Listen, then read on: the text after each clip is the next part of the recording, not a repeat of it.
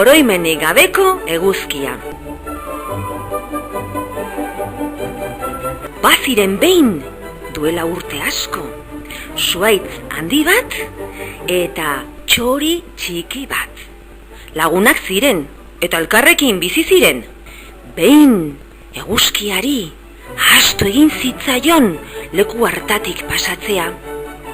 Zuhaitzak egun asko eman zituen eguzkiaren berori gabe. Bere laguntxoak ez bezala, zuhaitzak ez zeukan lumarik eta hotzak dardarka zegoen. Orduan, eskatu zion txoriari laguntza. Ene laguntxo, mesedez, zoaz eguzkiaren bila, bestela hotzak naizia. Baina txoriak erantzun zion. Eguzkia oso bizi dagoian. Ni txikia naizenez, enaiz ailegatuko egan. Txoriak hodeiari eskatu zion laguntza. Hodeiarina, mesedez, zoaz eguzkiaren bila.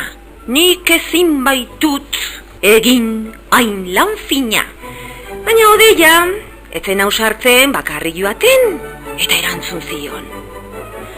Joango naiz haizearekin, bidea ezagutzen duenez, lagunduko dit lan honekin.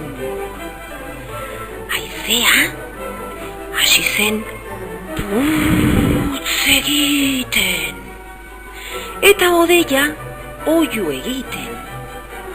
Haize lagun, haize txiki, goazen eguzki bila, lurrean hotzak daude eta.